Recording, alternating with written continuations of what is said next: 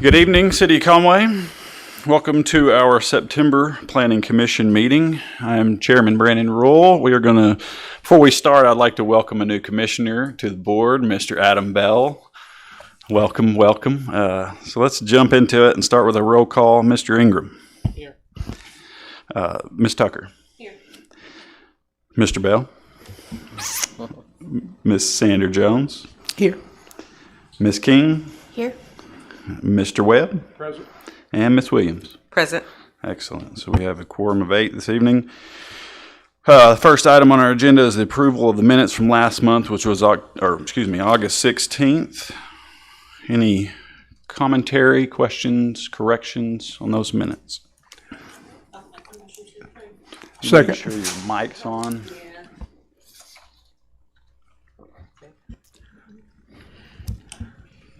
I'll make a motion to approve the minutes from the last meeting. Second. Thank you. We have a motion from Ann and a second from Larry. All those in favor? Aye. Any opposed? Motion passes. We will jump into our first item this evening is old business from last month. This is a carryover request for a conditional use permit, which we did not have a quorum to vote on this item, so we are looking at this again. Ms. Skeeto.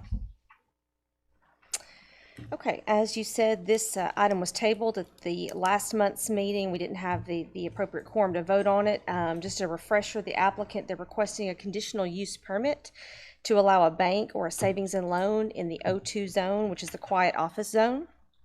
The requested use, though it's not permitted by right, is allowed by conditional use. The property was rezoned to quiet office in 2017, and it was developed then as a dental clinic, and it included a portion for tenant lease space. Since its development, that space has been leased for use as a mortgage office. Again, while the conditional use that's requested is for bank, that's just what the zoning code requires us to ask for because it's a mortgage office, but the use is going to be more like a quiet office than a bank of any kind. The traffic increase is anticipated to be minimal, as the conditioned the use would not likely negatively impact the adjacent property, and planning staff recommends approval with the suggested conditions that no drive-through services be permitted and that all signage would comply with Article 1301 of the zoning code, which is the sign ordinance. And I'm available to answer any questions. Thank you, Ms. Skeeto. Commissioners, any questions for Beth? All right. Seeing that there is none, I suppose we could open the floor to any additional support. If there is any additional commentary you have, Ms. Linderman.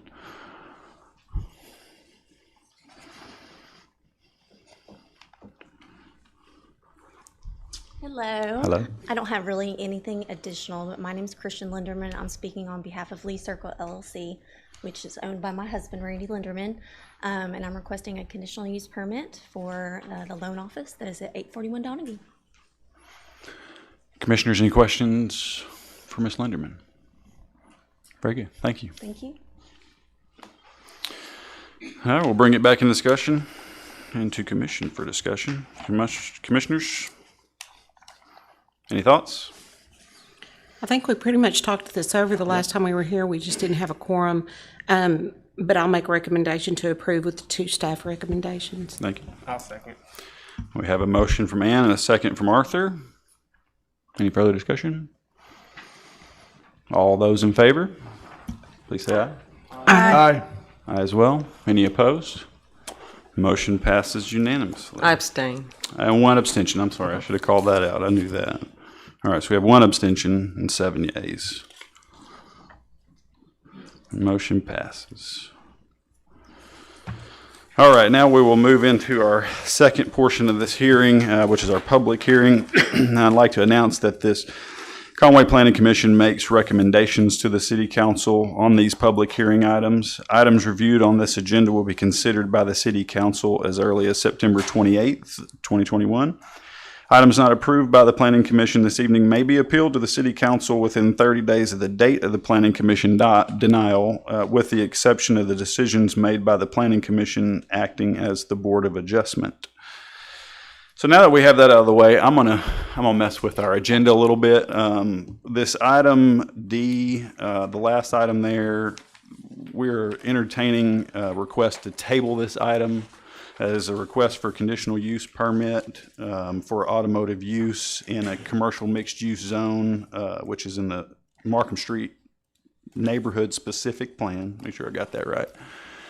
So since we're going to request that this item be tabled for another month to allow for more information, design information, and conditions to be negotiated with the planning staff, but wanted to open up the floor if there was anyone here to speak in favor or opposition to this request to not burden you with a trip down here this month and have to turn around and come back next month. Is there anyone here to speak in favor or opposition of this request? Okay, seeing that there is none, I'd like to bring it back into commission to request that we vote to table this until next month. Make a motion. Thank you. All right, we have a motion from Larry and a second from Ann. All those in favor? Aye. Any opposed? And any abstaining? Very good. Motion passes. We will table that request to next month.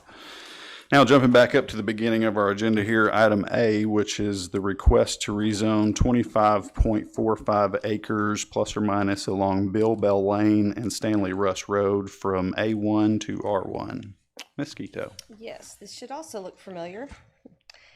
The applicant is requesting to rezone approximately 25 acres from A1, which is agricultural, to R1, which is single-family residential.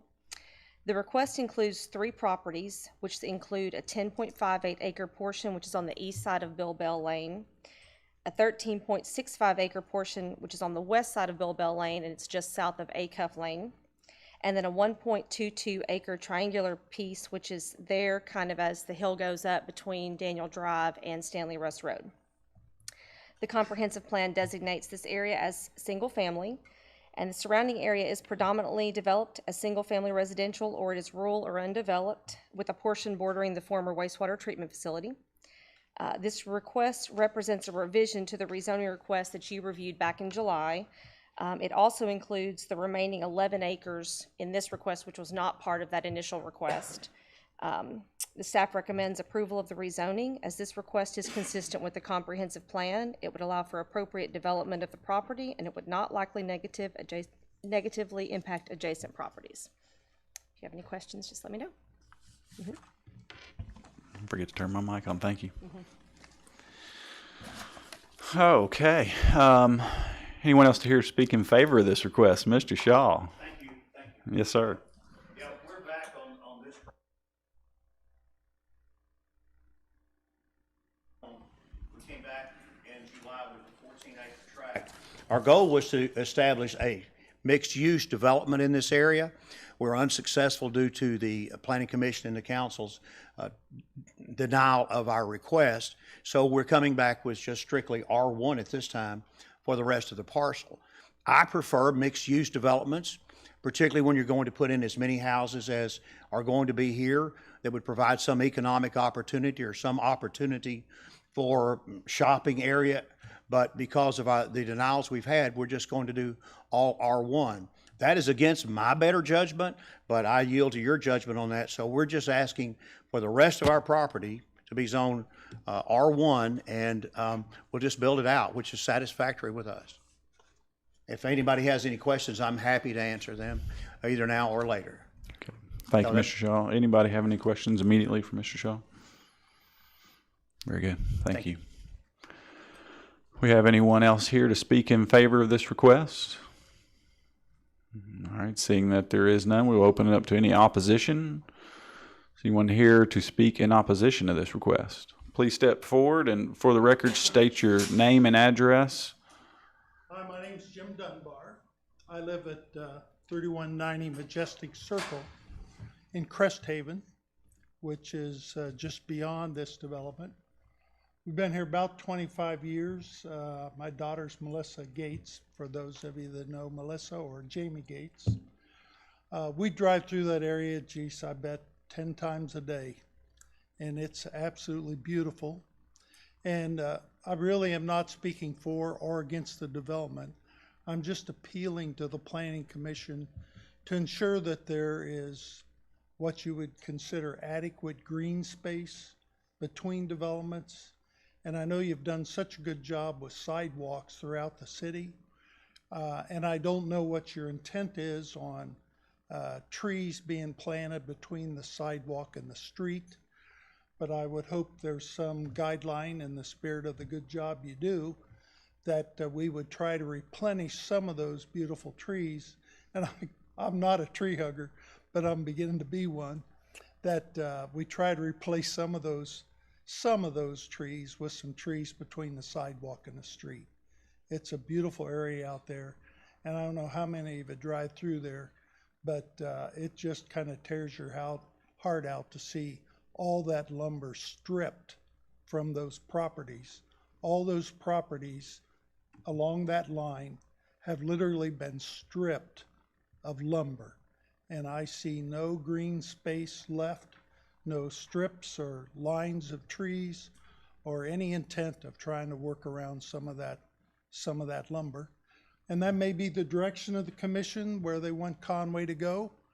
It'll probably be pretty hot and dry out through there, but please give some thought to green space and trees planted between sidewalks and streets. Absolutely. Thank you, Mr. Dunbar. Anyone else here to speak in opposition of this request? All right. Are we taking public comment online anymore? No, didn't think so. I'm happy to respond to Mr. Dunbar's comments if it's appropriate. Sure, yes, sir. Thank you, Mr. Dunbar. I think you probably live on the very prettiest street in town, to be honest with you. Majestic Circle is the premium place in town, as far as I'm concerned, for views and trees. You might also be familiar with the development we're doing on Round Mountain where we're leaving all the trees. Thank you. You can't do that on small lots. It's just not, you can't do it. Every square inch of the property we've already cleared, Mr. Dunbar, we had to either raise the level of the land or lower the level of the land. And you have your utilities. We don't have sewer where you are. We have storm drains, electric, water, power, and the streets. And we've had to move every square inch of dirt on that property, the surface of it, in order to make it buildable as per engineering, not just the cities, but ours as well. If there was a way we could leave the trees, we would, because I have a history of leaving trees. So it's just not possible when you're doing affordable lots. The lots like on Majestic Circle, you're talking about, I have some for sale that are not quite that pretty, but similar, and they're from $100,000 to $200,000. We're talking about the sub $40,000 market for affordable housing. And when you get lots that small, if you tried to leave a tree, when you look at the yard, you have a 60-foot lot, a 20-foot driveway. That leaves you 40 feet less setbacks. Then you only have 30 feet from the street. If you happen to find a tree you could put in there, chances are you'd have to cut it down for the sidewalk that's required, or you'd have to move it for the utilities. So yes, it breaks my heart, but let me tell you something good about it, Mr. Dunbar. My house and your house and everybody's house was built out of lumber. That lumber came from trees somewhere. It's our turn to donate some trees. We're using every tree is being taken to the lumber mill and being made into wood to build someone else's houses with. That's where we're taking them. We're not burning them. We have some tops, but we've been logging in there for 2 months. There'll be some more to go. Mr. Bell planted this as a tree farm many, many years ago, and I hate to harvest it just as bad as you hate to see it. But if you're going to develop it, that's what we have to do. But we're not wasting the trees. They're going to the lumber mill. Thank you for the opportunity to speak. Yes, thank you, Mr. Shaw. Yeah, and I'll confirm that, as the Planning Commission, we don't necessarily have any jurisdiction over the development code. We're here to enforce the ordinance. But we are tasked with the land use merely. That's our job. And so we rely on the city staff to enforce those development regulations, and of which green space and lot coverage and setbacks and the sidewalks and all those other things that Mr. Shaw mentioned are all in the purview of the city planning and transportation department. So as much as we would like to have some jurisdiction and some authority over trees. We don't, but just wanted to make that simple comment. One last comment. Yes, sir. I think you underestimate your strength there. Thank you. Thank you. Any further public comment? All right, we will bring it back into commission for discussion. Commissioners, what say you? I believe we've talked this one to death. Frank has made all of the concessions that I believe he needs to make, and I'll make a motion to approve the whole thing as R1. Second. Okay, we have a first man and a second from Arthur. All those in favor, please say aye. Aye. Aye as well. Any opposed? Any abstaining? Motion passes unanimously. Thank you for your time. Thank you, Mr. Shaw. Good luck with your development. All right, we will move to item 2B. This is a request to rezone 55.16 acres plus or minus located at East Dave Ward Drive and Thomas G. Wilson Drive from an A1 and a C3 currently to a planned unit development or PUD. Mr. Walden. Yes, this is a big development. So this one has been fun to review. As Brandon said, this is a 55-acre multiple and mixed-use development being rezoned from A1 and C3. It's just east of Lewis Crossing and Lewis Ranch in that quickly developing retail and commercial area of our city. On the comprehensive plan, it has it indicated as industrial. This is sort of in keeping with the original intent in that area with the industrial park that was out there. Since then, we've had a lot of different changes in the area that make this PUD and commercial and variety of uses much more compatible than what it would have been previously. So kind of describe some of the things going on with the PUD itself. There are there's lot 1, lot 2A, 3A, 3B, 2B, 2C, 2D, 3C, 3D, and lot 4 and 5. So there are quite a few uses. Currently, lot 1 is already zone C3. That's where a Courtyard Marriott is currently being constructed. Lot 2A is intended for restaurant drive-through. That's approximately 41,000 square feet there. Lot 2B, 2C are indicated for retail and restaurant. So that's another approximately close to 300,000 square feet of space, or the building footprints in those are about another 50,000 square feet, excuse me. Lot 3A, which is there up at the front, that is indicated for a convenience store and car wash. That would be at approximately an 8,600 square foot structure in that location, which you can see the canopy for the fuel pumps there. 3B would be sort of a strip center indicated for retail and restaurant. That's about a 17,000 square foot structure.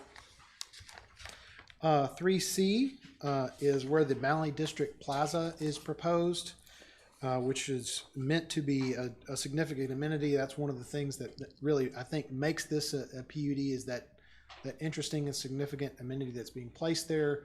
Additionally, they're putting a food truck court in. So with that lot C3 will be another lot with retail and restaurant with about 10,000 square feet of space. 3D is meant to be an entertainment center. That will have about 55,000 square feet of space in that structure, have a variety of entertainment in there.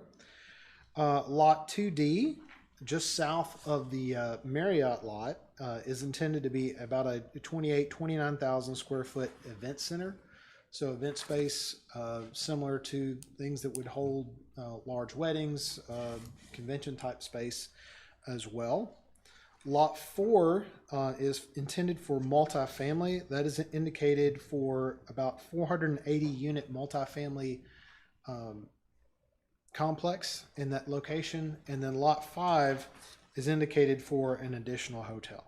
So as you can see, in total, this 55 acres of development would be, would take some time to develop.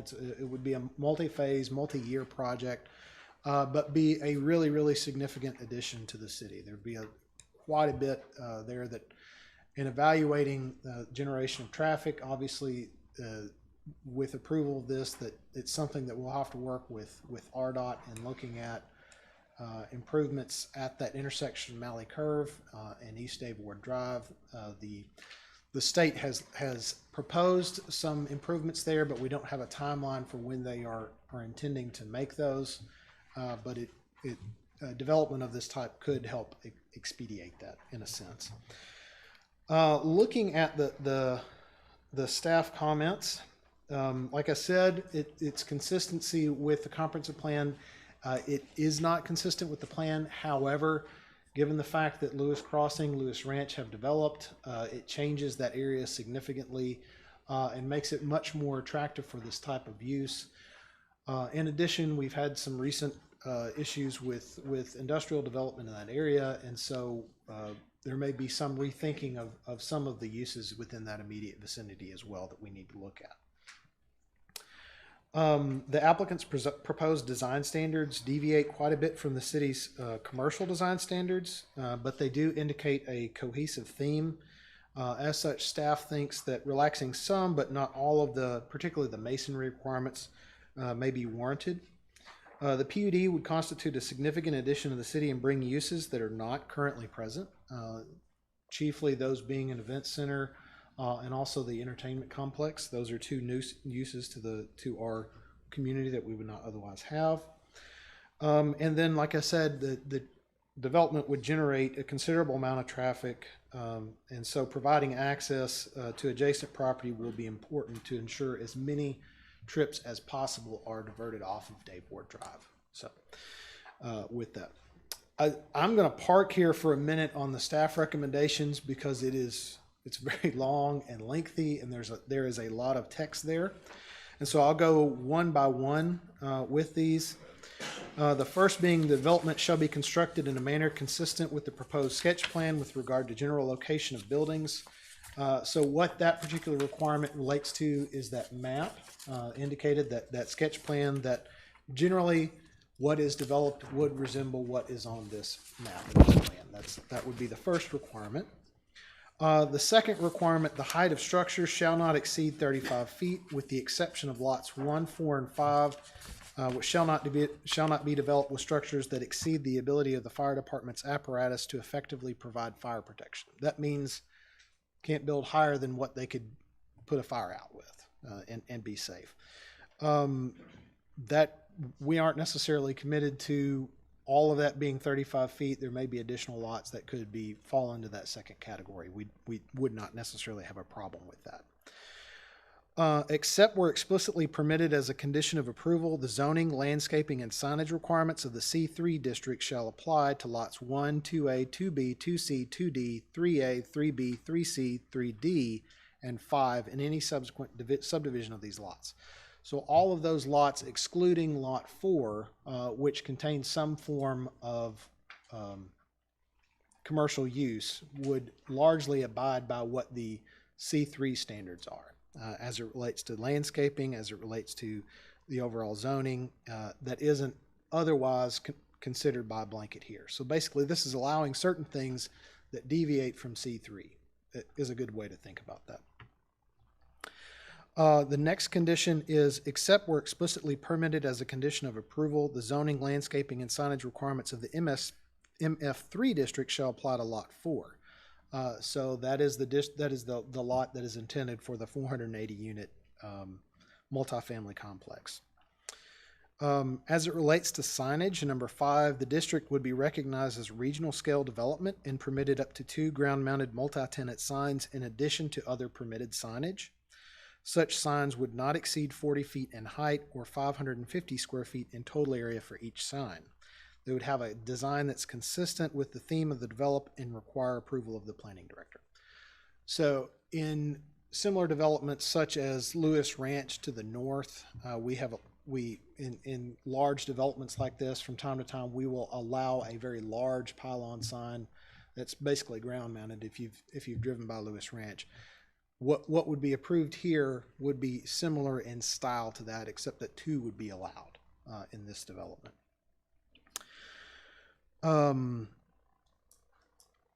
Number 6, with the exception of design standards for building facades, the development shall meet all applicable standards for Article 1101. Article 1101 is our development review standards, so that is basically all the development in there would go through that and meet the requirements of Article 1101.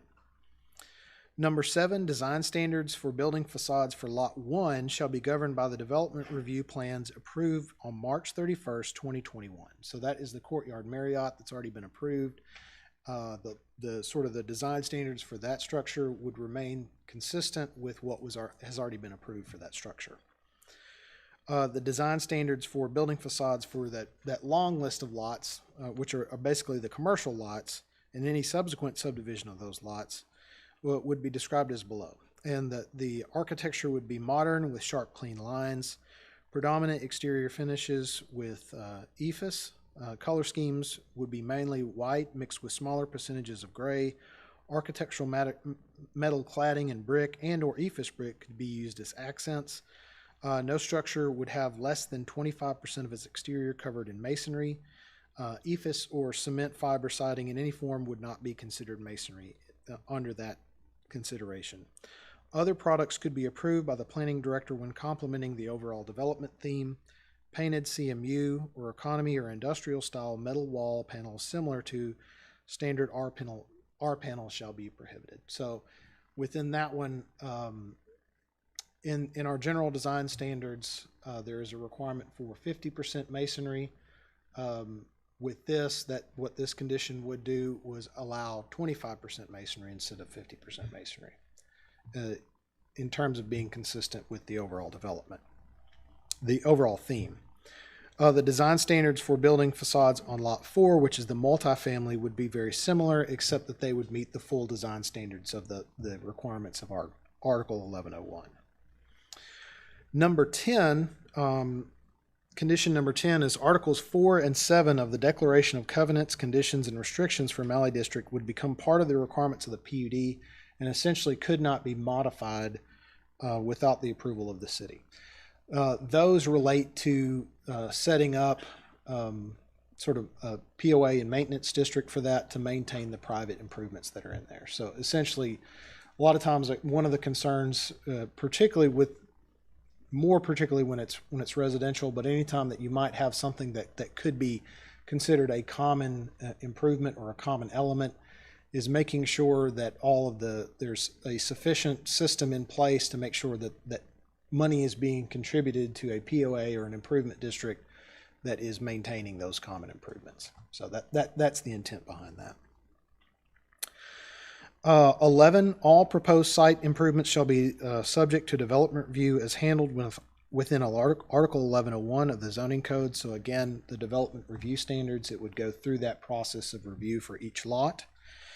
And then number 12, I won't list all of the uses in there, but in essence, those commercial lots would be allowed all of the standard uses that are permitted by right within C3, with exclusion of, and I had to go through the entire list. That's why it's not that the applicant is proposing to do cesspool cleaning. It's just that that's one of the uses that's listed in the C3 district.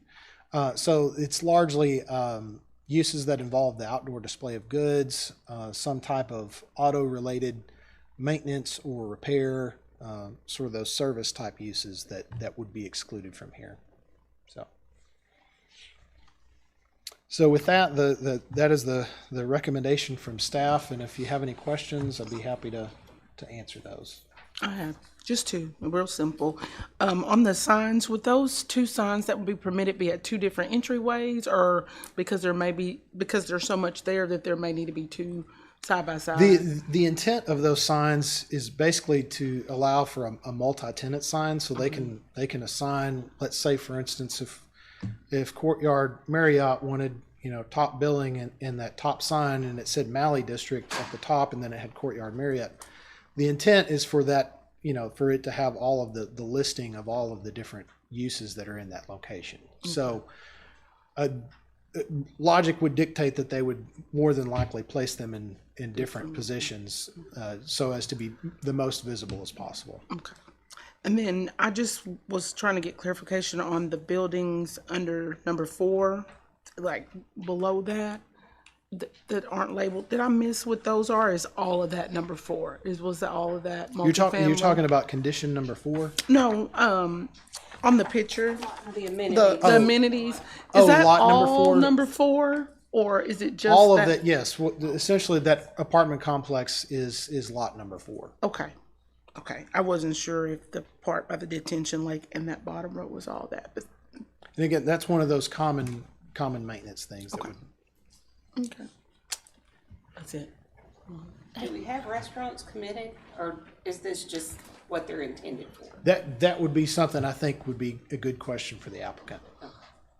I have a question about the concessions in number 8, about the reduction of the masonry percentage from 50 to 25. Can you kind of tell us like how you come up with the lesser percentage and why in this case it's being reduced versus other applicants? In this instance, it was intended as a compromise with the applicant. The applicant did not want to do any masonry. And so, but you as a commission have the ability to decide, with that, if you don't want to go with staff's recommendation, you're more than welcome to, so.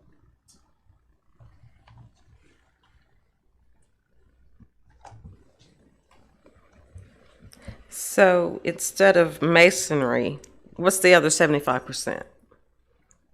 That would probably be, better for the applicant to describe, but what they have indicated thus far is, obviously glass with glass storefronts, and then EFIS, which is exterior insulated finishing systems. I don't know what that is.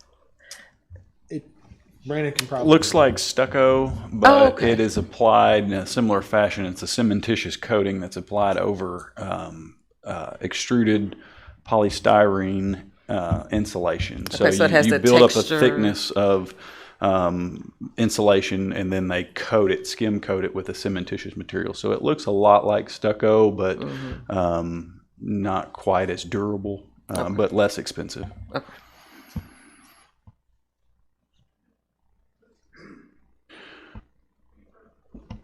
Any further questions for Mr. Walden? All right. Thank you, sir.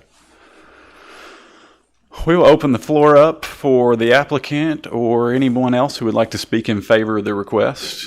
Please state your name and address for the record. Good evening. I'm Eric Holloway with Holloway Engineering. I'm the civil consultant for Molly District. We're very excited to be here. You can imagine about 8 months ago, maybe even a year ago, coming forward to the city with a nearly $100 million commercial project with everything that's gone on in the world for the last year. But we've suffered through it, and we're finally excited to be here with you with this, what we hope will be an exciting entertainment destination for not only the city of Conway, but for the whole Central Arkansas area. We think this is something exciting for the city of Conway, and we're happy to be here. I'm here with the owner, Dr. James Thomas, and our design team with Molly Construction. And mainly, we just want to avail ourselves to any questions that you may have.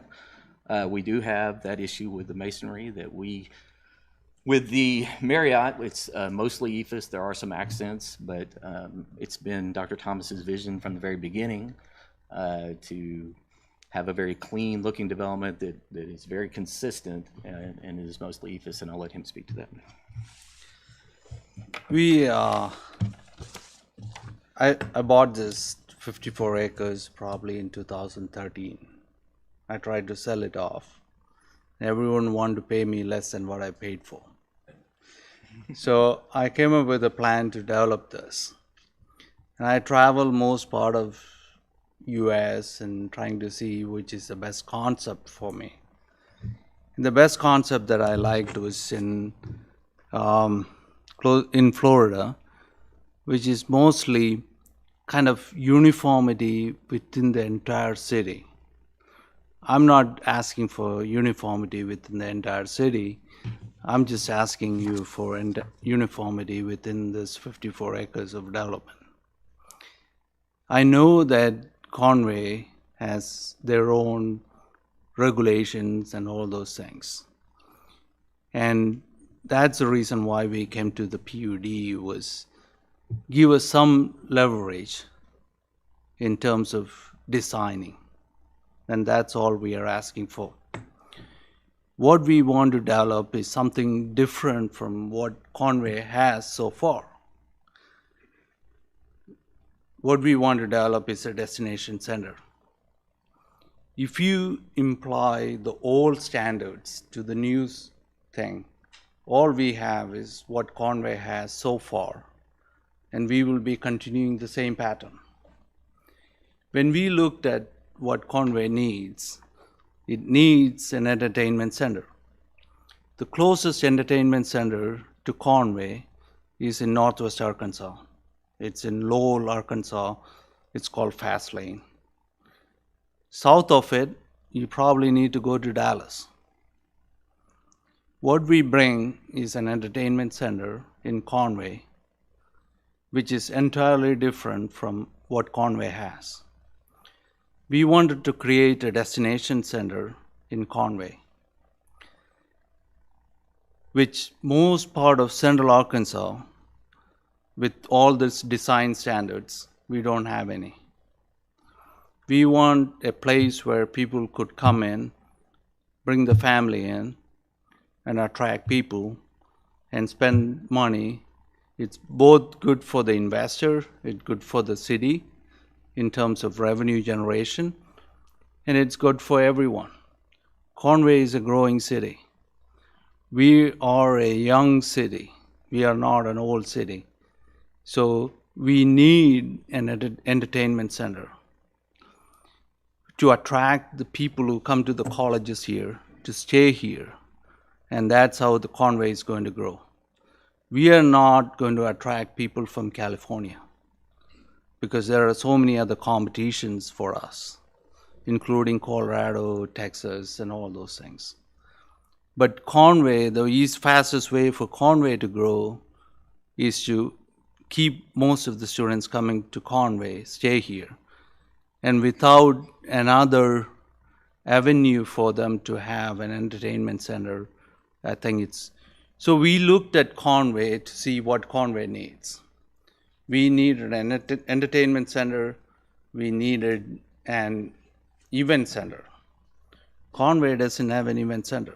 Most of the other cities in Arkansas have an event center. Conway doesn't. Jonesboro, Texarkana, all these places have event center. So we wanted to bring in a destination center centered with the entertainment center, event center, hotels, restaurants, and a mixed use with apartment complexes mixed in with all these things. I'm a physician by training. Most of what you say goes above my head. I could tell you that ahead of time. But in terms of being practical, I think it's very attractive to Conway to create something like this. And so that was our intention. To attract something like this, we visited multiple areas in U.S. and we thought Rosemary, Florida was a better attraction for us to kind of have 54 acres of land with uniform design. And that's how we came up with the theme. We wanted a uniform design through the entire, and we were glad that the courtyard, the first development we had, fits in with this theme. And we want to replicate with this. And I respect the city planning and all those things and the requirements for masonry. And this is not a conversation where I object to any of you. I just had a few questions. How do you define masonry? And what is the role for a PUD when you have a setting which is different from what is being followed in the past? That's what we want to do. We don't want to do the same thing which Conway has. And that's not our role. We want to do something different. If you think different is bad, I'll let you decide that. And you are entitled to that decision. But we think that multiple variations is a lot better than having to follow the same pattern. We think Conway needs a destination center. We think Conway needs an event center. We think Conway needs an entertainment center. And that's what we are willing to offer. But you will have to give us some leverage in terms of how we need to design. If you don't give us that, it's like pulling us down while we want to climb up. And if that's your intention, that's your intention. Like I told you, most of the things that you said so far is far beyond my head. Those are the only two comments that I have to make. Why do you need a PUD when the city already has a rule? And how do you define the masonry? Thank you, Doctor. Do we have anyone else here to speak in favor of this request? All right. Do we have anyone here to speak in opposition of this request? Very good. We will bring it back into commission for discussion. Commissioners? I have a couple of questions. Entertainment center is a pretty broad Yep. definition. What sort of entertainment are we talking about? You care to answer that, Doc? I'll be happy to mention that. Most part of the entertainment center, which is called family FEC entertainment centers, which is mostly centered around a bowling alley. And what we have over there is a bowling alley, restaurant, bar, spin zone, which is more like the modern version of cars, laser tag, a lot of arcade, a lot of visual reality, and esports. Even Hendrix recently have scholarship for esports, but there is no place in Conway or for that matter in Central Arkansas where they could go train for esports. So no strip clubs? What's that? No strip clubs? Nothing like that, right? I've not imagined of strip clubs. Well, that's what I'm saying. Entertainment's a pretty broad. No, I'm sorry. Okay. Family entertainment center. This comes in. Yeah, it's just. It's a fair question. I'm just saying. Yeah.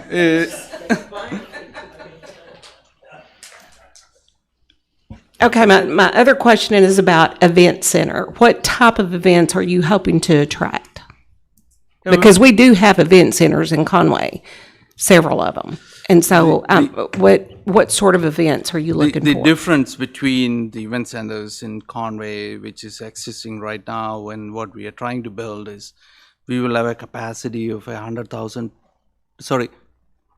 people seating capacity, which Conway, the best of, I don't know a lot, but the closest one to what we have is about accommodating 200 people. I could be wrong. I don't want.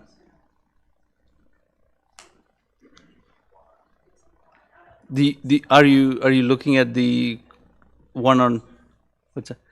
The Expo Center? Expo Center is going. The ambience of this is going to be quite different from the Expo Center. This is mostly oriented for weddings and those kinds of things. The Expo Center, I know it's big, but that's more of a gun show or boat show or those kinds of things. Right. Or for the Chamber of Commerce right now, they closed 2 basketball courts in Central UCA to conduct their meetings. The annual meetings. So if the Expo Center was that big, and convenient for them, they should probably go there. They don't do that. I don't know exactly what Legacy holds, probably about 350, I would think, at capacity, somewhere around in that. maximum So, and that's capacity. really the biggest one I believe we have, so. Yeah, and then, yeah, next under that would be Centennial Event Center, Conway Country Club. Yeah, Angelo's Garden holds a few, and, That's right. okay.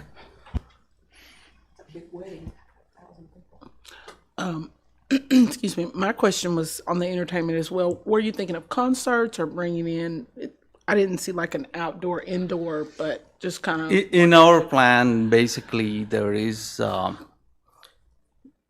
we exposed our vision to you. And, you know, you are the people who are going to approve it. There is the next level, the city council. But what we did is what we exposed. And I'll be more than happy to explain what we have exposed. The event center, the entertainment center, sorry. We were going to have a green space in front of it. And the green space, if you look at that, there is a stage in the center of it. okay. And for people to come and play music there. And that's what our vision is. The more you tie stones to my leg, the difficult it's more for me to create that.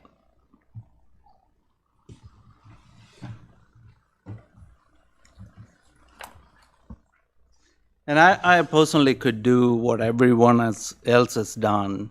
Everyone looks at what is best return for each square foot of the land they bring in. And I could do the same. And I could tell you for sure that was not the intention when we created this. But if you force me to think the way I should think like everyone else, like the masonry rules and all those things, even after we going into PUD, that would leave me no choice except to think like everyone else. I don't think that's our intention. We're just trying to get clarity of the use of the property. Yeah, I agree with that. I agree with that. But what you do has a consequence. That's all I'm trying to raise. Right. I also have a question about this event center that seats 1,000 people. It's got 170 parking spaces. That doesn't seem to be very accommodating. So the parking area requirements for the square footage is a little less than what is required for all those things. It's based on the fact that some of the areas, it's not going to be occupying parking space at the same time. And that's what I've been told, you know. So he's suggesting that folks could park over in 2B, 2C, 2D across the street. And so of these 12 conditions that have been recommended by staff, the masonry is the only one that you have heartburn about? I'm not saying masonry. We want this to be an attractive place for everyone to come in. All throughout Central Arkansas, we want that. That's our goal. We don't want to be restricted by these rules. Mm-hmm. And that's the sole reason we applied for PUD. I understand. And we want this to be attractive to everyone. Do you all have like a vision or a picture that you can share at this time of what it looks like? If it's I know you may not be at that phase, but is there something that... Do you have that? It looks like it's all primarily glass. Is that fair? Well, it's primarily ephes. If you look at those two-dimensional black and white elevations, you can see that base, the kind of heavier hatched base along where the doors are at, that is proposed to be ephes that looks like masonry, and then everything above that would be the ephes. Won't be useful for tonight. We do have a 3D drawing, and I think we had at a public meeting here today. I wish maybe I had provided for this meeting, but it's not quite complete, so we'll have that for the city council meeting. But it would give you a very good picture of it, especially of how we want all of these, buildings to be one consistent look all the way through.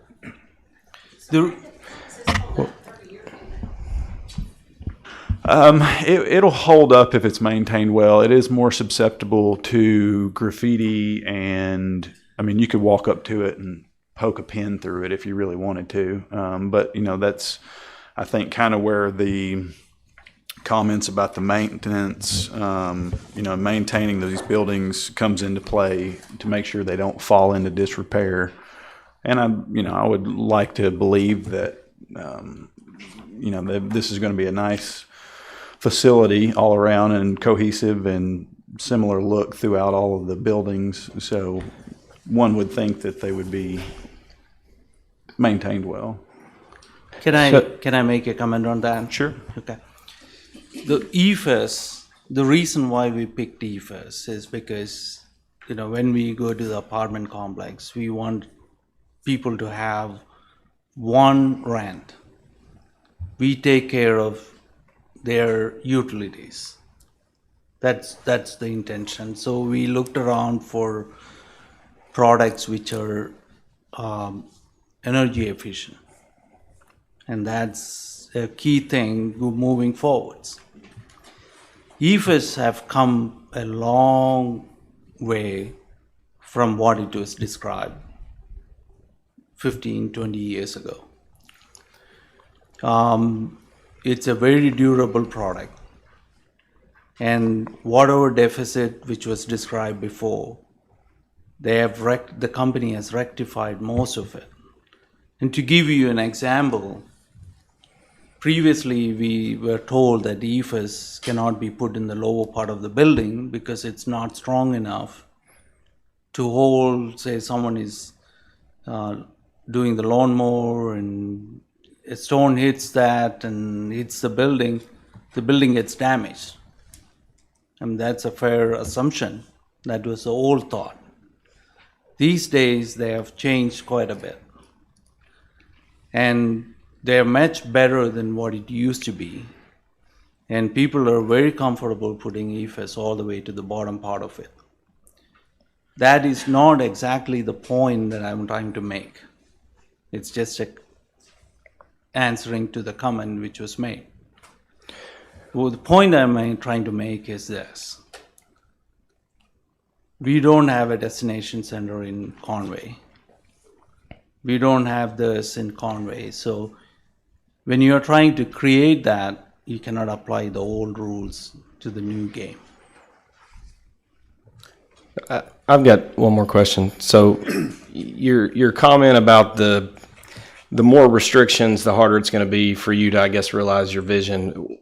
What I would like, I guess, to ask is, how do you feel with where the staff recommendations are and realizing what you are so trying to accomplish? The consequence of this, what is going to happen is what you see all over in Conway. All over in Conway, you have 50% masonry requirement. Everyone puts concrete blocks and paint it. You go to the Lewis Crossing Sam's Club, for example. If you see anything more than that, you could come and tell me I'm wrong and I will admit it. So the answer to the question is this. If you require 25% masonry requirement, if I put cheap bricks in the back end of my building, 25% of it, I paint it white because most of the building is going to be white. Would you be happy with it? I meet the requirement. I'm cheating myself and you.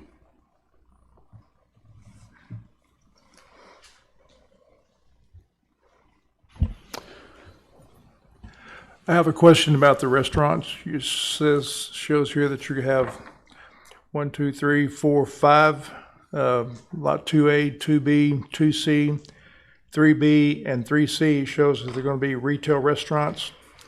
Are you going to be actually recruiting companies to come in for those locations? That's exactly right.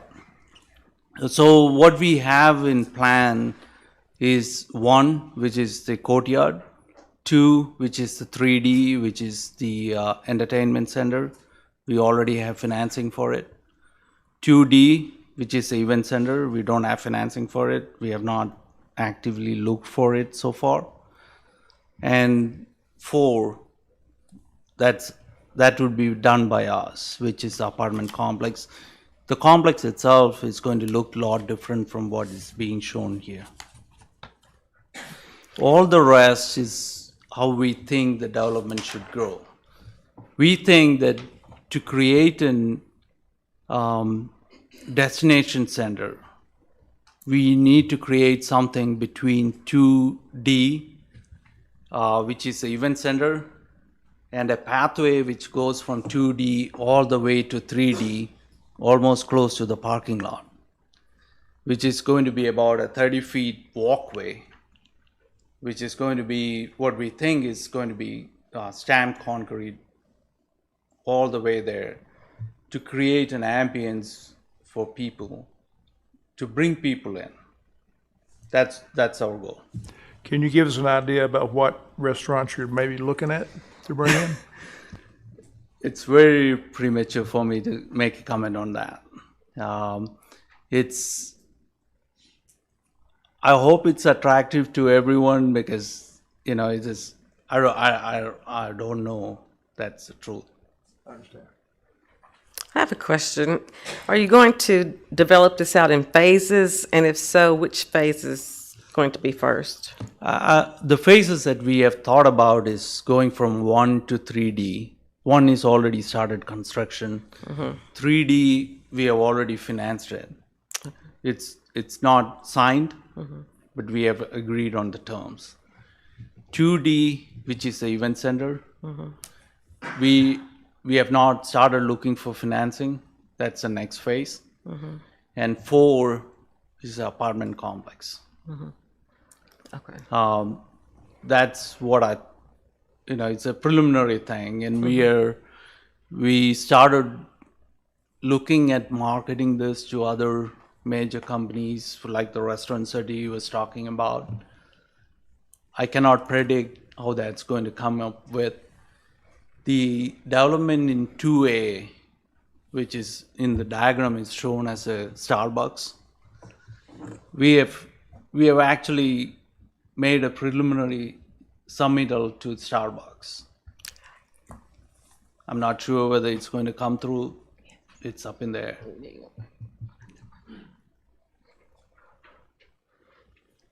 Okay. Thank you. Any further questions for our applicant? Okay, thank you. Thank you. We'll bring it back into discussion now, again.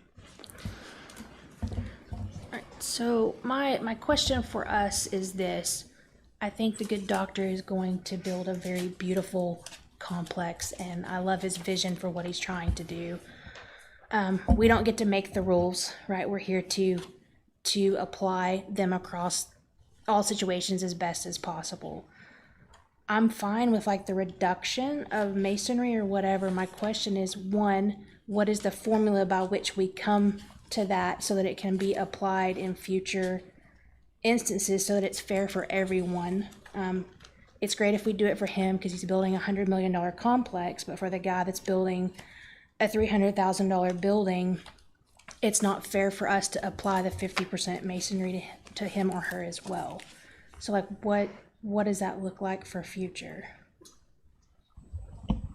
I would say, in essence, when you do a PUD, you are essentially writing your own district. So that in of itself, I think,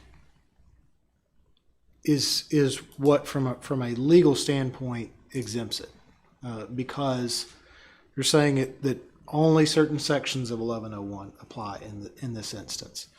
from a policy standpoint, that is a question I would redirect back to the Planning Commission and City Council. In terms of design standards, that's as staff, we're sort of directed to enforce the laws, not necessarily make them. Question. My mic on. Just, I wondered why that the proposed element on the entertainment center, was there a reason why it was recommended not, does this proposed element is prohibited? That was the TV? Just wanted to make clear that there would be no digital video signage. Okay. Yeah. Oh, okay. All right. May I ask about that? Just on that, I think I understand as a signage or something that's visible from the street or something that, so I guess I just want clarification about what we had intended there was that to be a part of the internal development or be self-contained within that, and we could even screen it, but we don't intend that as something that would be seen from Dave Ward or from even our internal streets. So is it prohibited because it may be distractive to local streets, or is it just something that's not allowed no matter where it is on the street? Essentially, any form of signage would not be allowed anywhere in Conway. Okay, thank you. Is it on the building or is it a detached sign? It's proposed on the building. It's on the building, okay. It says 20-foot wide digital screen. Okay, a screen or a sign? Is it a screen or? It's a 20-foot high definition LED screen. Is it? We envision people sitting in the plaza, watching the Razorbacks. Well, that's what I'm thinking. So I'm thinking it's different than a sign. I'm thinking it's different than a sign. What? A sign is So an you were advertisement. advertising events that were happening inside, or an actual game, or I believe you could probably do Or outside movie. Or, outside movie is what I was wondering. Is that what the? Can I take that question? Sure. Mm-hmm. There's a lot of regulations in terms of whether we would be able to broadcast Razorback game onto that screen. Right. I think that was just an example. What we thought was, remember what I told you before, our vision is to create a destination center. If you look at a destination center, people sitting around in the green space and we have a Razorback game and we are able to project it into that screen, that was what our vision was. Also, and the only other comment that I wanted to make was the EFS being cheap. EFS, this day and age, is as expensive as brick.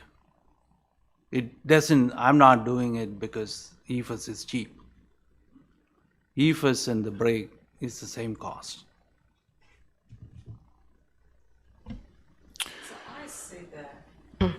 I see a sign and a screen as different things. Agreed. If it's not visible from the street and it's screened, It's not a sign. it's not a sign. Well, and it's being proposed on the north elevation facing into this green space. So theoretically, it would be visible from Dave Ward, but as we know, it's a good distance back into the property.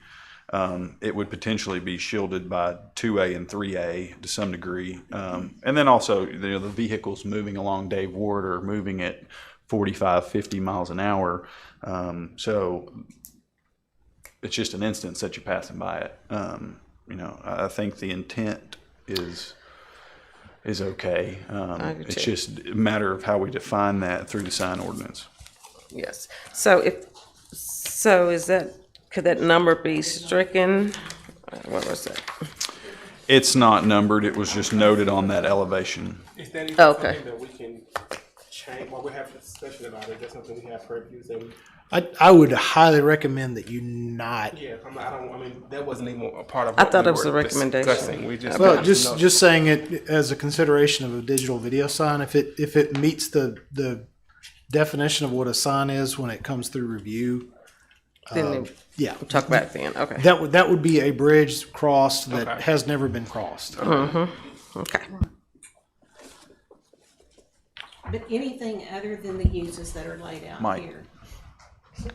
well, I'm just asking James.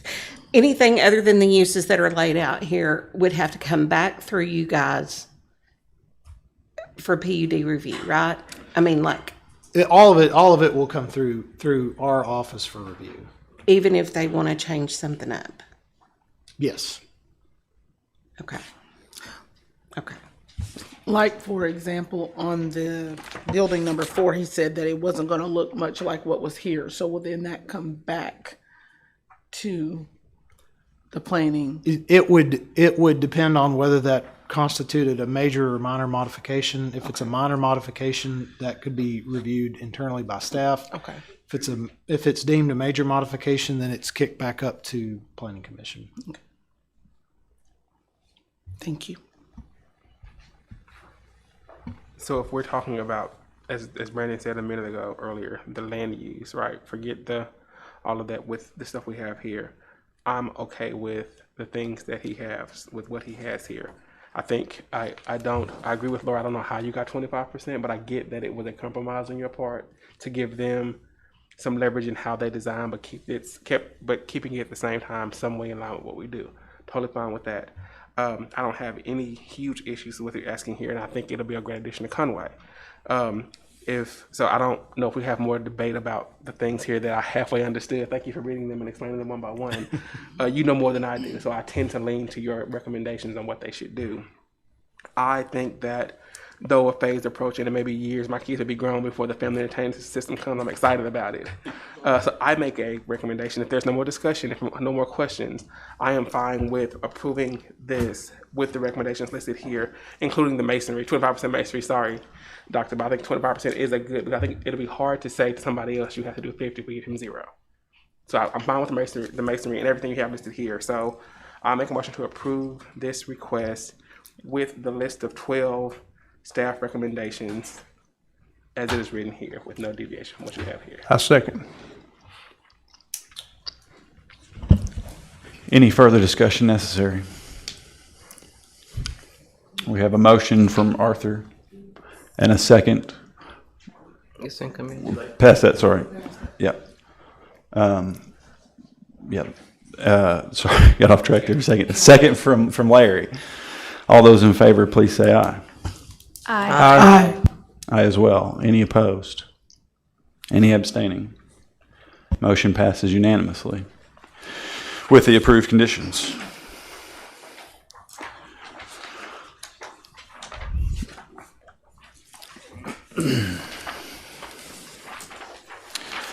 Okay. Moving on to item 2C. This is a request to rezone the property located at 517 5th Street from R2A to R2. Do we have anyone here to speak on behalf of this? Mr. Walden is going to walk us through this request. Well, this has been a night of some tough reviews, and this as well is one of those. This property's at 517 5th Street. The property was previously went before for a certificate of appropriateness review. It falls within the old Conway suburban area. Indicated for a single-family residence, a 2,300 square foot residence. It obviously was not constructed. A previous property owner sought this, so the property's been sold since that time. It is indicated on the comprehensive plan for single-family residential, but it's currently zoned R2A. R2A does permit duplexes in certain instances. It is the applicant's intent to construct a duplex. However, in this particular instance, this property is not large enough to accommodate a duplex, and there would be other variances that would be required, such as lot frontage, such as lot width, or not lot frontage, well, yeah, lot frontage, lot width, and also front setback. So there's multiple variances that would be required to accommodate this. In terms of reviewing that, admittedly, there are duplexes within that area. The intent of R2A is to allow duplexes when the lots meet certain requirements. requirements. So there are a few duplexes interspersed in and throughout the area. The staff's concern came when I looked at the zoning map and I saw sort of the general area, and I saw the prevailing land use in the areas to the east that are zoned R2 versus this more older historic area that's zoned R2a. And there is a predominance of single family in this western area. In the area that's R2, it's a predominance of predominant pattern of duplexes. The concern was this being a zoning that could be a camel's nose under the tent. Not that the applicant has any intent in that respect at all. I don't think that is the case, but it could be one of the dominoes that starts towards this entire area going to R2. And so that was a concern of staff. It's not so much necessarily about whether a duplex use in this particular location, if the lot area did happen to meet those requirements, it's more that what the future precedent could be set by zoning this R2. So with that, the staff recommendation was for denial. I have a question on the paper that we have, this one, if you could bring it up. It looks like that property line is over there on that house's property. Like with many areas within Old Conway, houses have been developed, not always abiding by setbacks. That house to the east may be abiding by the setback. I'm not sure. We didn't review that in context, but oftentimes we have to look at in that contextual review through the historic district process. We have to look at how close are the adjacent structures. So sometimes that is a consideration. Okay. So a single-family home was approved before. Now the request is for a duplex. Yeah, it may have been that the single-family home couldn't make in that particular with all the various requirements, but the intent behind zoning this R2 is for a duplex. Any further questions for Mr. Walden? Thank you, sir. Do we have the applicant here to speak in favor of the request? If you have anything to add?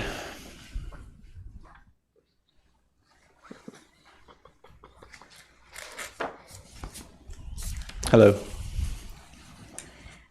I'm Esmeralda Castro, and I'm the agent for the buyer when she bought this property.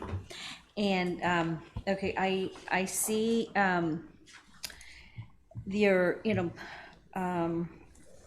your comments that you said, in this area, but I wanted to see if you could consider, doing this rezone for us. I see that there are other lots that have been rezoned close by as well, and I don't see a lot of them coming up. I don't know how long they've been rezoned, but if you could see down the street on 5th Street, there's that one there, and on 4th Street, and another one on 6th Street. And we just see that this lot is just so close to being in the area that it needs to be with the 10,000 square feet. It's just like 350, like less than 350 square feet on the area footage, and it's 10 feet less from the frontage of the 100 feet requirement. So I don't know if there is a possibility if you could consider giving us the rezoning for this property, because our intentions, my buyer's intentions were to build a duplex, and it's just with A there, if you don't look at the setbacks and everything that goes with it, it is very confusing. So in this, I don't know if this matters, but they wanted to build this duplex to build to live the parents and the daughter at this location. So That's, I guess, all I have. I hope that you could consider and give us the opportunity to rezone this property. So you're saying the owner intends to occupy the duplex and not rent it out? The mother and the father and the daughter plan to live there for a little bit and then possibly rent it, but in the future. Okay. Yes. Okay. Go ahead. Okay, so if the current zoning is R2A and it doesn't, and a duplex would not fit, why is it zoned R2A? The R2A zoning was created because there was a concern of the overprevalence of duplexes within R2 zoning. And so the idea is that there are certain criteria, lot size criteria within that R2A that are intentionally designed to limit the number of duplexes that can be constructed. Because it has to be a lot size that's large enough, it has to be a lot width that's large enough. There are large areas within the city that, particularly within the historic part of the city, that are zoned that R2A. Well, if it's R2A and you can't have a duplex on it, should it be R1? I mean, where would you be able to put a duplex on an R2A property? One that would be larger and one that would have a larger lot width. So it would be an R2? Or what's the A? What makes the A?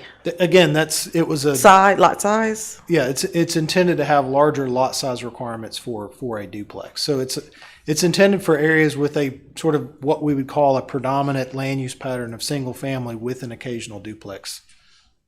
Oh, so that whole area is R2A. That's right.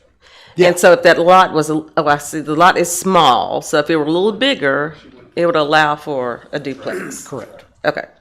And like we were talking about earlier with Mr. Shaw's request, when it comes to lot coverage, the amount of stormwater runoff you're creating by developing the entirety of that site, green space, distance between buildings, those sorts of things. Okay, thank you. I'm sorry. She mentioned there were other lots in adjacent areas and streets that were rezoned. Those, I'm assuming, did they have the same lot size issues that she faced with this one? Or do we have any background on any of those? I don't know. You can see in the map behind you, the one on 4th and the one on 5th. One was in 2004, one was in 92. Okay. And then there's some up there in 98. I think one of the things that I think can be considered a little bit different in those instances is their immediate adjacency to commercial. Because in all of those instances, they're immediately adjacent to C3. All right, thank you. That was my question. Sorry. Sorry, we kind of stole your show there for a second. No, it's okay. I just have the printouts and those other lots are actually a lot smaller than what we have. Because like I said, it's just like less than 300 feet that we're short from, having that 10,000 square feet area needed. Hey, Okay. my name is David White. I'm with the Tyler Group, and I just wanted to kind of reiterate what Esmeralda was saying, that the difference between the R2 and R2A, R2 is 6,000 square feet, R2A is 10,000 square feet. We've got 9,600 and some change square feet here, so we're close to that. We're close to that 10,000 square foot with this lot. Also, the difference in the R2 is you only have to have 50 foot of frontage, and R2A you got to have 100 feet of frontage. So we're over 90 feet. So we're less than 10 feet away from having that frontage for an R2. And the setback, we can accommodate the setback. It's 40-foot setback on R2A, and every other residential in Conway is 25-foot setback. But we can meet that 40-foot by changing our building up if we can go to our R2. Okay, I have a question about that. Why is it different setbacks for a 2A than a 2? Is it for parking or what? Yeah, in general, there is a increase in density and gradation. So that zoning is intended to be set up to where you go from lower density to higher density. Okay. And so You have R1, you have R2A, which is predominantly single family with some duplexes in. R2 is meant to be predominantly duplexes, and then you start getting into MF1, MF2, MF3. Okay, So it's a difference in density. okay. And like I said, we're close to meeting that R2A. It's just our lot's just a little short, and so that's why we're asking for the rezone. Okay. Yeah, I'd like to speak. Anyone else like to speak in favor of this request? Please do. Hi, my name is Noemi Castro, and my daughter is the one that bought the property. Okay. And so I know the requirements for everything. I do understand that. But yet, like I was hearing, that there's the other spaces there that have been developed as duplex, have lesser square footage, and they're narrower than what we have. So we're not that far out from reaching, the 10,000 square feet. I know it's against me telling you what to do, but I mean, those 10 feet don't make much of a difference as to obstructing in any way the building, because it's going to be centered and the rest would be just greenery. We're not being overbuilt right next to the neighbor or to the other neighbor. I mean, we're centering, we're trying to structure it where it works. But I'm just pleading to everybody to see if we could, get this approved so that my daughter and my husband and I, our parents, would live there.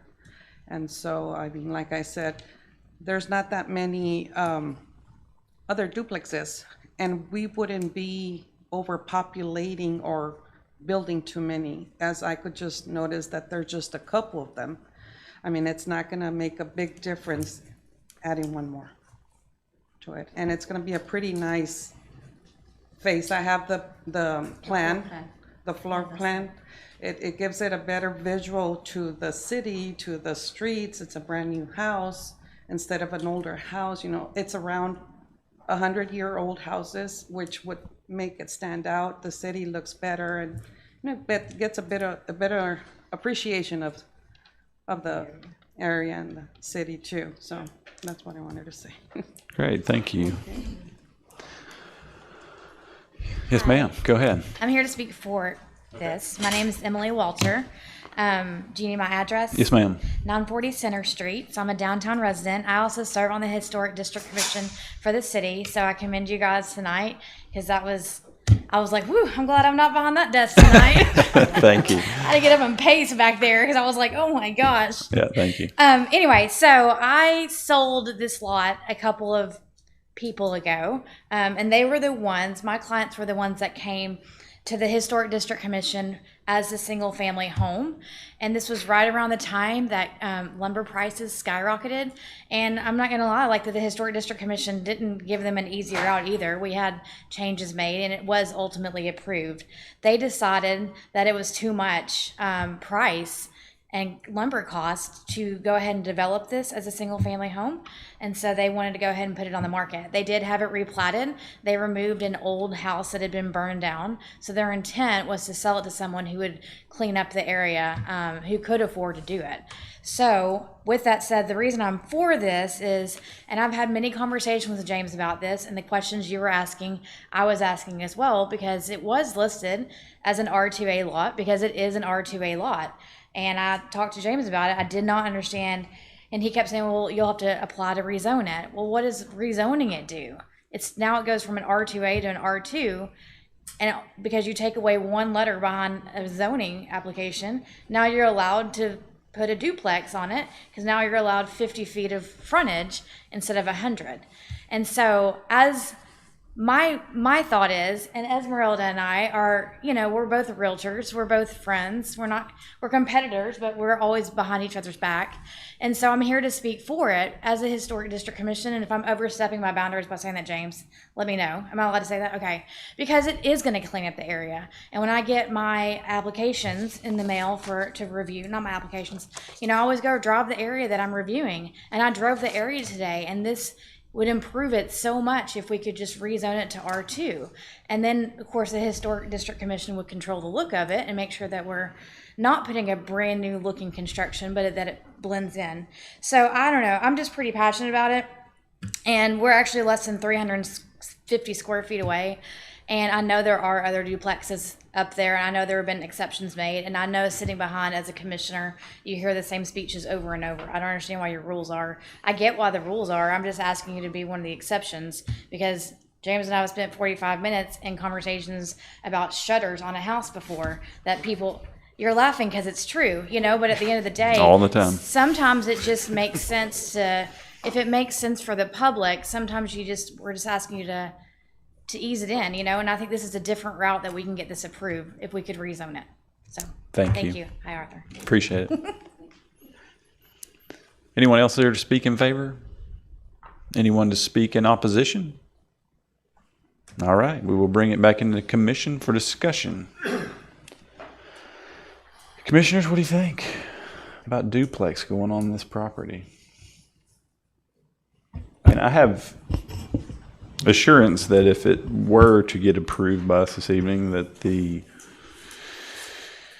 development review process would prohibit them overbuilding the site, or making sure that they adhere to the development standards that would apply as far as setbacks and aesthetic, like she talked about, the Historic District Commission. So it's a tough one. It's very close.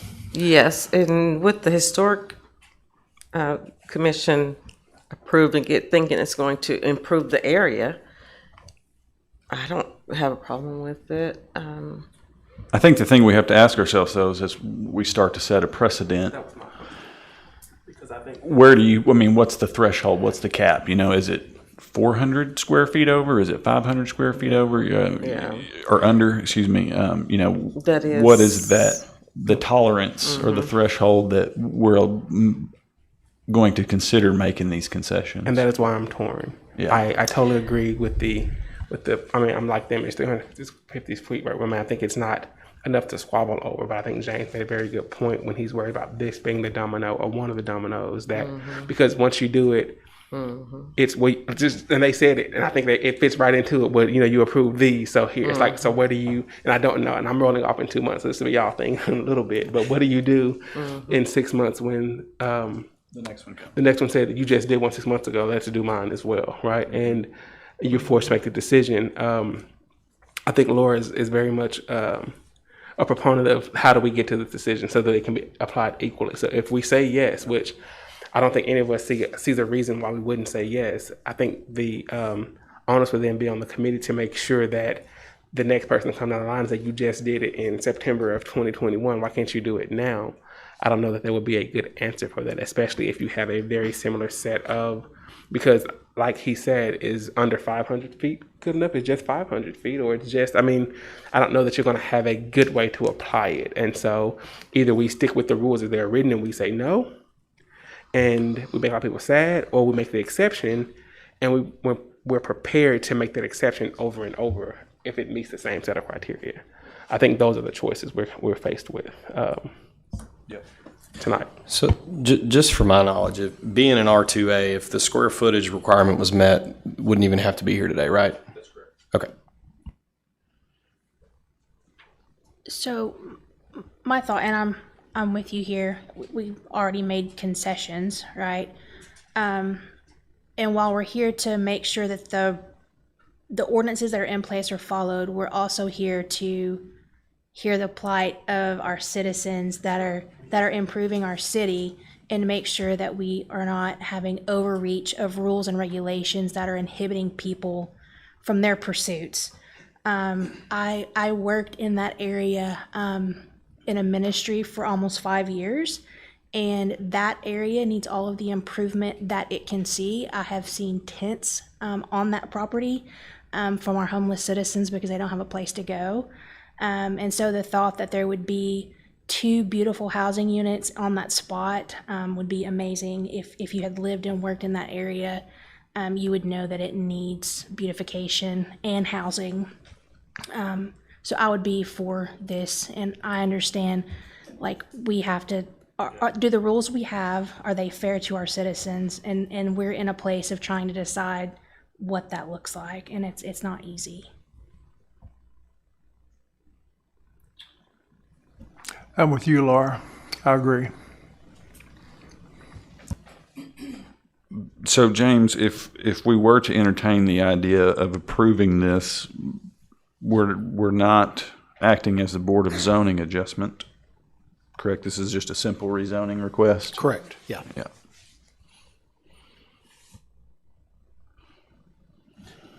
Somebody has to make a motion. I make a motion that we approve it. I'm for it. I just don't know how we're going to enforce it down the road. I think it's going to run up against the wall of you've done it for them, do it for me type deal. And I think that's where it's going to come in. But in this case, I think I'm like them. It's 300. I mean, I don't know all the negatives against having that, or if there's a list of things that are going to happen because you are. But I'm like, if they had 300 more feet this way or whatever the measurements, we wouldn't be here. And so I'll make a motion to approve, understanding that it may not be the majority's decision. A second. We have a motion from Arthur. Any further discussion? I just have, go ahead. Yep. So I'm for it, but I'm just going to abstain just because it has to do with real estate, and so I'm just going to. Okay. But it is an area that needs beautification. I just want to be clear on that. I think it will be nice, but I happen to recognize too the people that were speaking for it. So Okay. I'm just going to. That's fair. Oh, well, wait a minute. She was my realtor like 6 years ago. Do I have to abstain as well? I just wanted one clarification. This is under the oversight of the Historic Commission, right? So it will be built to those standards. Okay. So we have a motion on the floor from Arthur and a second from Larry. All those in favor? Aye. Aye. Aye as well. Any opposed? Ann. Oh, here you go. Yep. And one abstention. Abstain. Thank you. So that puts us at 5-1-1. I'm sorry, 6-1-1. 6-1-1. Motion passes. You bet. Yeah, that's right. We're recommending approval to the City Council. Okay, that concludes our public hearings for this evening. We have two additional business items here. We have a consideration to amend the Planning Commission bylaws. Can I just tell you why I voted no? Sure. Does anybody care? Yeah. No, it's good to have it on record. It is good to say no. Yes. Because I made a huge mistake out by my house when those people wanted to split that lot and build, because we have big lots. We have two 2.5 acre lots out where I live. Earlier this year? Yes, at the Mary Talley. And we voted, and I should have stood up. My neighbor should have been there, but it's going to set a precedent out there because we have room to build additional housing on our lots. I don't, but a lot of people do, and it's a bad precedent. And now there's another person out there who's making noise about, well, I think I want to build mother-in-law quarters, separate from my house and stuff. And I really regret doing that. And so these precedents mean something. Sure. They do. Yeah, they absolutely. mean something. 100%. That was just it. That's all. I'm going to regret. So you probably start Yes, that's exactly what I did. By golly. Yeah. No, and that's completely fair. But no, I'm just talking about the precedent setting. It can come back and haunt you. So. When I think, but the R2A and R2 I know. doesn't make sense to me. The only thing I was thinking was the parking, and maybe why they need the more, because maybe with duplexes you have 2 or 3. Well, duplexes, if it's an R2, you have to have less setback. So. Right, they would have needed. They would need less with an R2, so that's why that's why they wanted to So the rezone. lot is big enough for R2. Right. But the A is, and I think it's just they're trying to keep a bunch of duplexes from being Y'all are built. still on camera, just. Yes. Yeah. And Let's conclude our agenda. We can revisit this conversation. Okay. All right, Mr. Walden, please walk us through this proposed amendments. Yes, so these are the revised bylaws, which we discussed, I guess, last month. There haven't been any really significant changes except for we removed anything that related to terms or succession, because those things are delineated by the ordinance creating the planning commission and shouldn't be in the bylaws themselves, because it's whether or not someone can serve a term or how many terms, that should be something that's set in ordinance, not in the governing body of your bylaws itself. I don't necessarily want to retread old ground. If y'all have questions, I'd be happy to answer them. Just number 3 on A. So it was 3 in a 12-month rolling. Did that change to just 3 consecutive, or am I talking about 2 separate things? That has been in there. Okay. That this is separate from the ordinance that exists. Okay. Yeah. Okay. So what was the point in having the 3 rolling if we already, so that was just in addition to the 3 consecutive, the 3 rolling? Yeah. Basically that 3 consecutive is in just about every board's bylaws. Gotcha. Then you get an issue of maybe someone's here 1 month and then they're not, then they're here in the next month and they're not. And so you could have somebody that misses half the meetings that doesn't fall under that requirement, in essence. So is the rolling still there, or like say That ordinance still exists. Okay. Yeah. That has not been changed.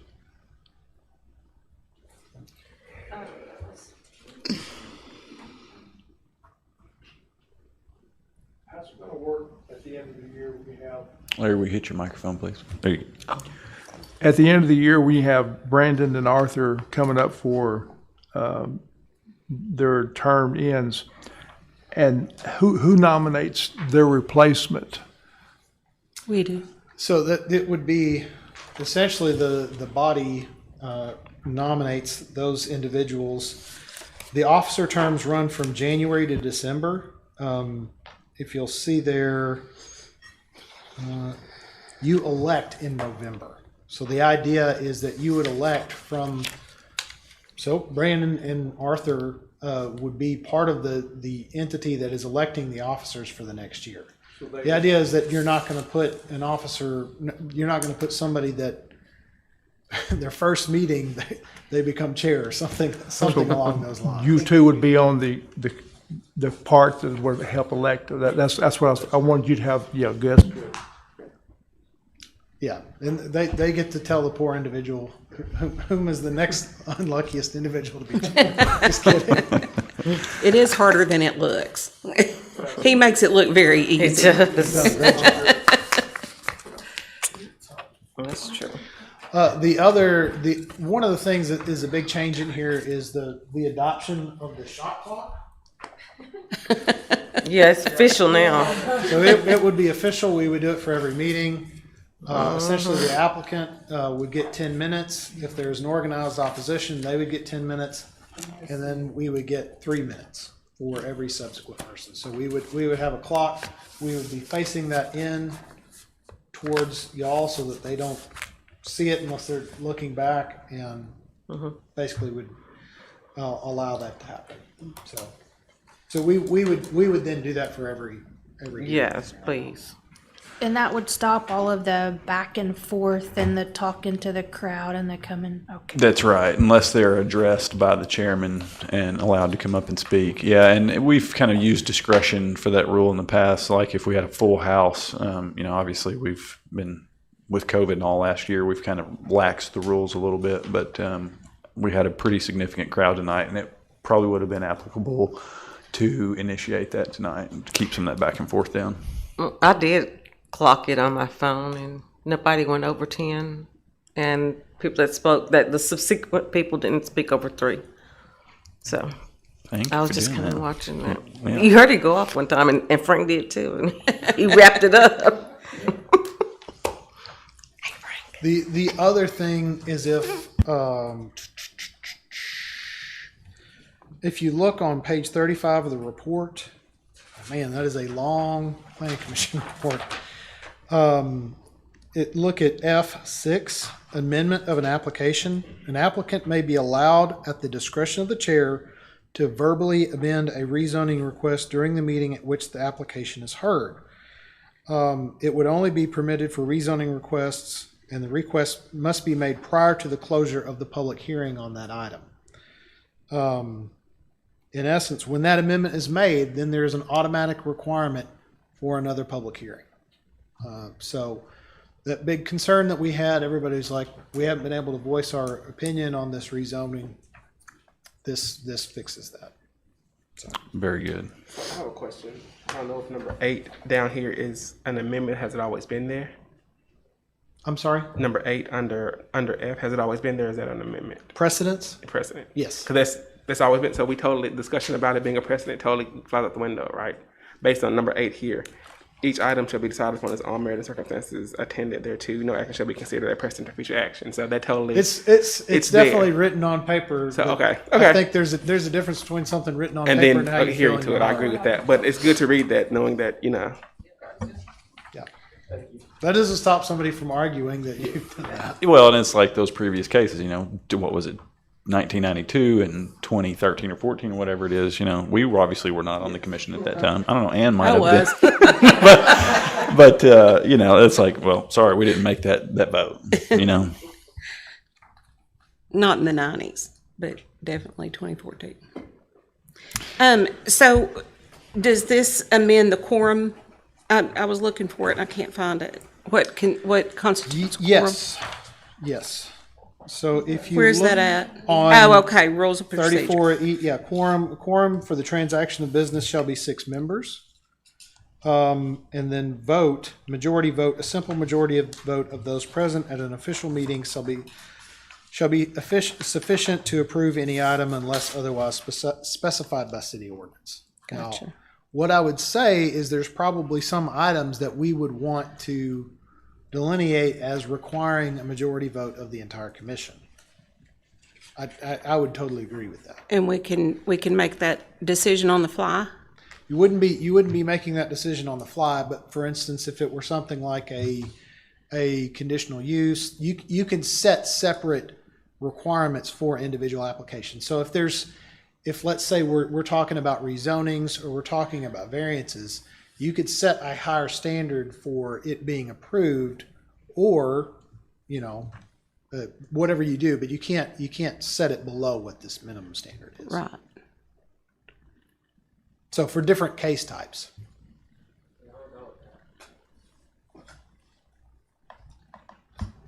So are you saying if we had 4 people show up for the planning commission meeting and 3 Well, we people? wouldn't have a quorum. We couldn't do So business. you're saying you have to have at least 6 to make a decision on anything? Correct. You'd have to But have you'd 6 have to- people there, and of that 6, at least 4 would have to vote in favor.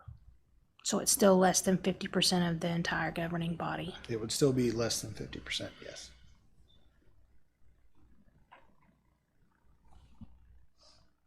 But again, we can go back and for rezonings or conditional use permits, any type of application, you could set it at a threshold of 75% of the entire body or majority of the entire body for certain cases, for certain types of cases. Would that be in the conditions, like, how you kind of, or the recommendations? It would, before?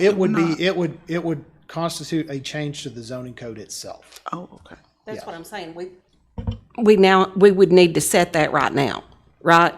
Before we agreed to any of this and just say all of these types of cases require 75, all of these types. You could pass this and then go through and review which types of cases you would want to set a higher voting standard for. Okay.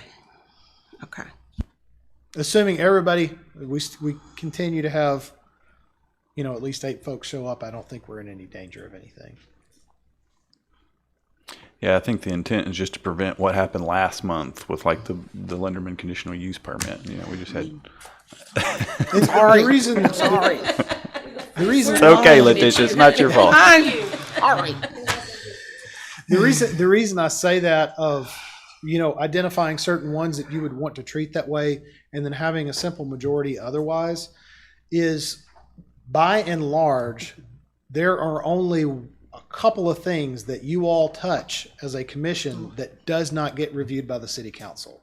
And more than likely, there's going to be decisions that y'all made tonight that might be overturned, honestly.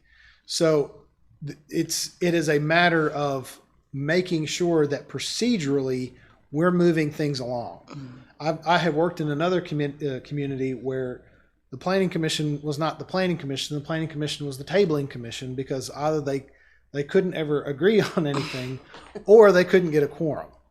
And from an interest of making sure that we remain friendly to applicants and moving items forward, that's the reason why I say I would really strongly recommend that. Now, it could be for certain application types that we set, specific voting requirements because they're really important and really big.